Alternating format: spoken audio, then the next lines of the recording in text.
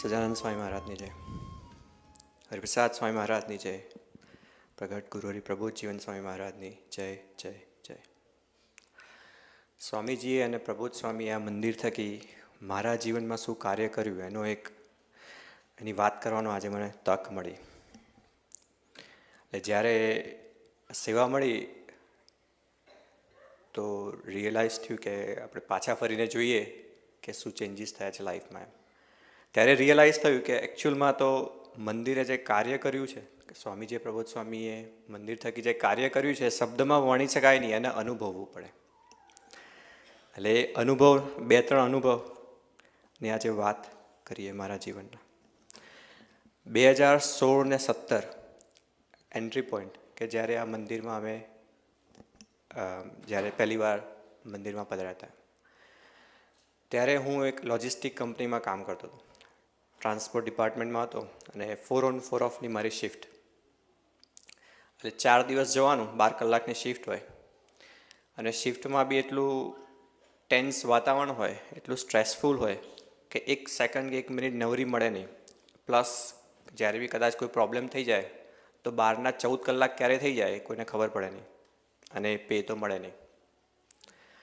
એટલે 4 દિવસ પછી, આવા વાતાવરણ પછી 4 દિવસ પછી જ્યારે ઘરે હોઈએ તો એકચ્યુઅલમાં 5મો દિવસ તો એવો જ જતો કે મારે પોતાની જાતને આપવો પડતો કે જેથી કરીને હું રિલેક્સ થાઉં, સ્ટ્રેસ છે મારો રિલીઝ થાય. એટલે 5મા દિવસે ના હું મારા ફેમિલી જોડે વાત કરું કે ના મારા ફેમિલી મારી જોડે વાત કરે, ઇન ધ સેન્સ કે મિનિમમ રાખે કે જેથી કરીને કોઈ અણબનાવ ના બને, એમ કે જે સ્ટ્રેસ છે બીજે કાંઈ નીકળી ના જાય, કારણ કે એવા ઇન્સિડન્ટ થયેલા. એટલે એ અરસામાં જ્યારે અમે આવા સિચ્યુએશનમાં, મારી જોબ ચાલુ હતી અને બીજું કોઈ ઓપ્શન્સ નહોતો એટલે ચાલતી હતી. અને પછી એ ટાઈમે મંદિરમાં આવ્યા, ભક્તોને મળ્યા. અહીંયા બધા ભક્તો જેમ જેમ મંદિરમાં રેગ્યુલર આવતા ગયા તેમ તેમ અહીંયા સારા ફ્રેન્ડ્સ બનતા ગયા. અને જેમ જેમ બનતા ગયા, ફ્રેન્ડ્સ બનતા ગયા, તેમ તેમ ખબર પડવા માંડી કે એકચ્યુઅલમાં એવી ઓપોર્ચ્યુનિટી છે કે આપણે આમાંથી ચેન્જ થઈ શકીએ, આ લાઈફ આપણી ચેન્જ કરી શકીએ. એ ટાઈમે મંદિરમાં નેટવર્કિંગના ક્લાસીસ ચાલુ થવાના હતા. એટલે અમુક ફ્રેન્ડ્સે એડવાઇસ કરી કે આપ ચાલુ કરી દો એમ ક્લાસીસ. એટલે ક્લાસીસ ચાલુ કર્યા અને એમાં હવે મિકેનિકલના માણસને આઈટી ભણવાનું એટલે કાળા અક્ષર ભેંસ બરાબર. પણ એ ટાઈમે બી એમને સાથ આપ્યો, એટલે કે એમને ભણાયા A to Z, every single thing એમને ભણાવી, જોડે રહીને ભણાવી. જ્યાં જ્યાં પ્રોબ્લેમ્સ પડ્યા ત્યાં સાથે રહીને એમને ટેકો આપ્યો, મોટિવેશન આપ્યું. જ્યારે સર્ટિફિકેશનનો ટાઈમ આવ્યો તો એમને એ વખતે પ્રિપરેશન કરાવી કે આ રીતે આપણે સર્ટિફિકેશન ક્લિયર કરીએ. સર્ટિફિકેશન તો ક્લિયર થઈ ગયું. જગતમાં તમે જાય, આપણે જગતમાં કોઈ બી કોર્સ કરીએ તો આપણે સર્ટિફિકેશન સુધી પહોંચી શકીએ, પછી આગળની જર્ની પોતે સાથે ટ્રાવેલ કરવી પડે, રાઈટ.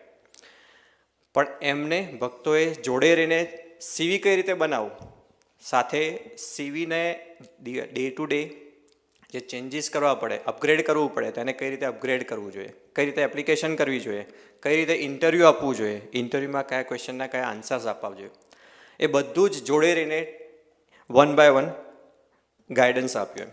જેના લઈને સ્વામીજીના આશીર્વાદને લઈને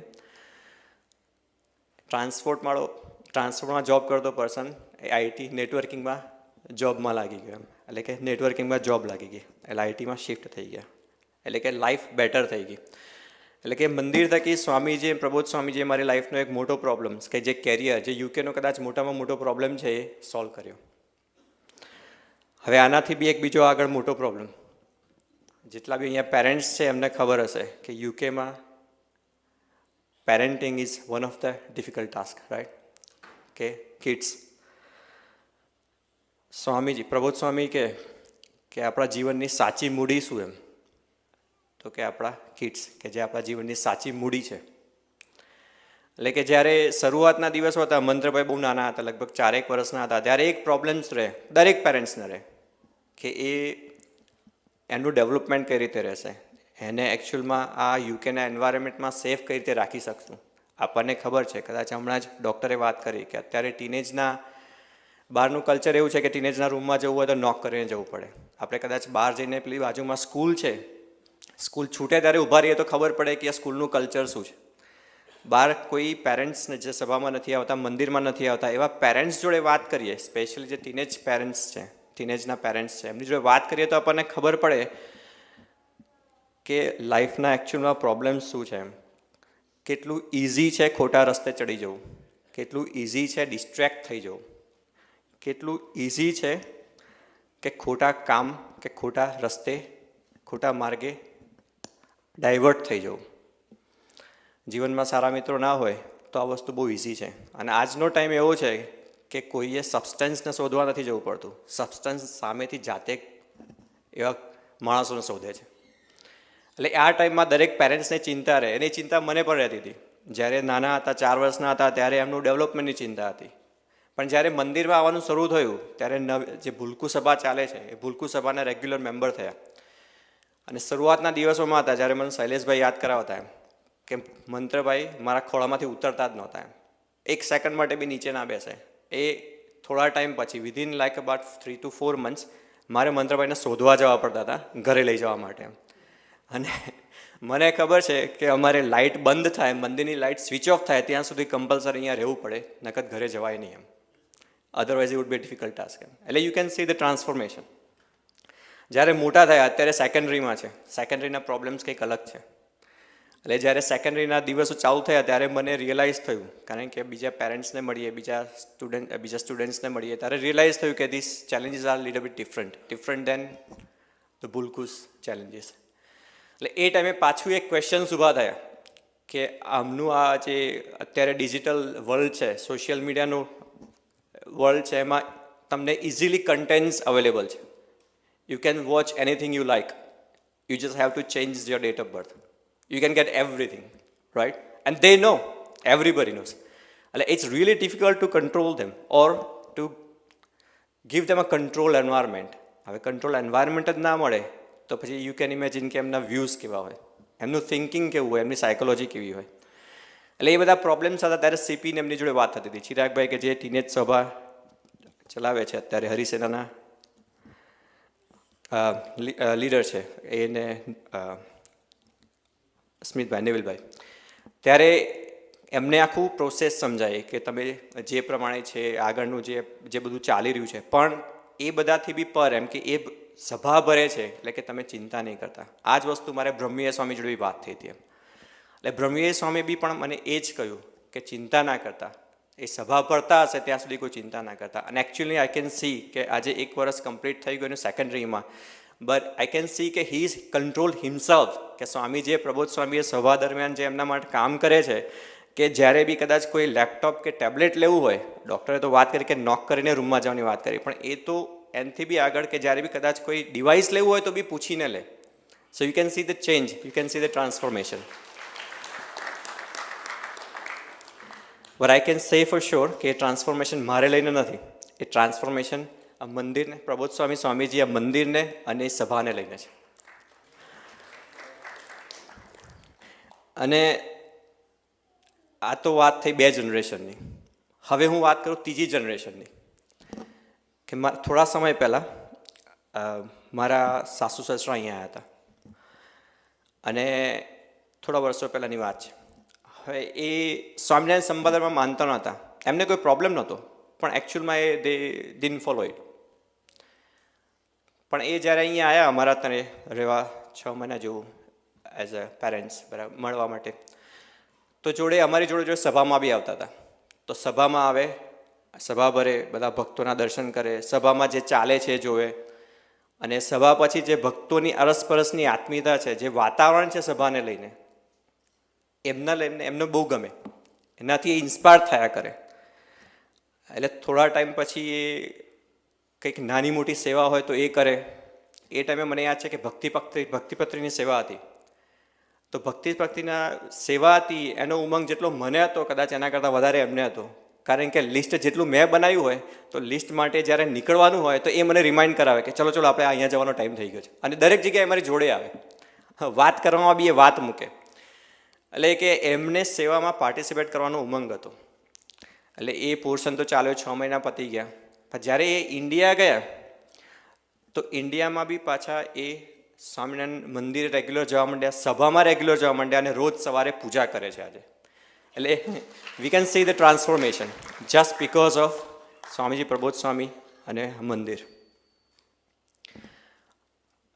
થોડા સમય પહેલાં આપણે કદાચ ભૂલકું નિર્માણભાઈએ આત્માના રોગની વાત કરી અને એનો એક પ્રસંગ શેર કરું કે 2022નો સમય એમ મારા ફાધર રમણભાઈ અહીંયા યુકેમાં હતા. કોઈ ઘરના મિસઅન્ડરસ્ટેન્ડિંગ કારણે, કોઈ માઇનર પ્રોબ્લેમના કારણે મારા અને મારા ફાધર વચ્ચે એક થોડું ડિસ્ટન્સ બની ગયું. વાત બહુ માઇનર હતી, જે બી હતી, પણ એક ડિસ્ટન્સ ક્રિએટ કર્યું. 2-3 દિવસે ઘરનું વાતાવરણ એ રીતે ચાલ્યું. અને મોટા પુરુષની કરુણા એવી કે એ જ ટાઈમે પ્રબોધ સ્વામીજી યુકેમાં વિચરણ કરી રહ્યા હતા. યુકેમાં વિચરણ તો કરતા હતા, પણ એ પુરુષને ખબર કે આ ભગતને જરૂર છે, તો એના ઘરે પધરામણી રાખીએ. તો 2 દિવસ પછી સેવકના ઘરે પધરામણી રાખી. પધરામણીમાં પ્રબોધ સ્વામીજી ઘરે પધાર્યા. સોફા પર પ્રબોધ સ્વામી બિરાજમાન હતા. એની એક્ઝેક્ટ સામે મારા ફાધર રમણભાઈ બિરાજમાન હતા. અને જમણી બાજુએ બ્રહ્મૈયા સ્વામી બેઠા હતા અને એમની ડાબી સાઈડ સેવક હતા. અને જેમ કે સૂર્ય હોય અને સૂર્યની આગળ આપણે બરફ મૂકીએ તો કેવું પીગળીને પાણી એકદમ વહી જાય, એવી જ રીતે જેમ કે પ્રબોધ સ્વામી બેઠા હતા તો એની સામે અમે બેઠા હતા ફેમિલી મેમ્બર્સ. તો જાણે આપોઆપ જ જે પ્રોબ્લેમ્સ હતો એની વાત થઈ અને વાતોવાતમાં જ જે પેલો નેગેટિવ રૂપી જે બરફ હતો એ ક્યાં પીગળીને પાણી થઈને વહી ગયો. અને ઘરનું વાતાવરણ પ્રબોધ સ્વામી જ્યારે ઘરમાંથી પધરામણી કરીને પાછા નીકળ્યા ત્યાં સુધીમાં એ ઘરનું વાતાવરણ બેક ટુ નોર્મલ, કે જે 2-3 દિવસથી ડિસ્ટર્બ થઈ ગયું હતું, એકદમ બેક ટુ નોર્મલ, કે જાણે કશું થયું જ નથી એવી રીતે બેક ટુ નોર્મલ થઈ ગયું. એટલે કે આ પુરુષોએ કદાચ આ સેવા મળી તો ખબર પડી કે સ્વામીજી પ્રબોધ સ્વામીના મંદિર કદાચ મારા જીવનના હરેક પાસામાં વણાયેલા છે. કદાચ અહીંયા બેઠેલા ઘણા બધા યુવાનો, કદાચ હું તો કહું બધા જ એમના જીવનના હરેક પાસામાં વણાયેલા છે. ભૂલકું નિર્માણભાઈએ એક મસ્ત વાત કરી જે મને ગમી ગઈ. છેલ્લી, બસ એક મંદિર હોય એથી વિશેષ શું જિંદગી હોય, રાઈટ? લેસ્ટરમાં પ્રબોધ સ્વામીએ, છેલ્લી વાત, લેસ્ટરમાં પ્રબોધ સ્વામીએ જ્યારે મૂર્તિ પ્રતિષ્ઠા થઈ ત્યારે વાત કરી હતી. એમ પ્રબોધ સ્વામી એક લાઈન બોલ્યા હતા કે જીવતા મંદિર બનાવવા માટે સ્થૂળ મંદિર જોઈએ. એટલે પ્રબોધ સ્વામીએ આજે જ્યારે આપણને આ મંદિરના માધ્યમ થકી જીવતા મંદિર બનાવવા માટેનું જે બીડું લીધું છે, તો એ બીડામાં આપણે સાથ આપી દઉં. હું સાથ આપી દઉં સ્વામી, અને તમારે જે કરવું છે એ આપ કરી શકો એવું બળ અને બુદ્ધિયોગ આપજો. એ જ પ્રાર્થના. સજાનંદ સ્વામી મહારાજ.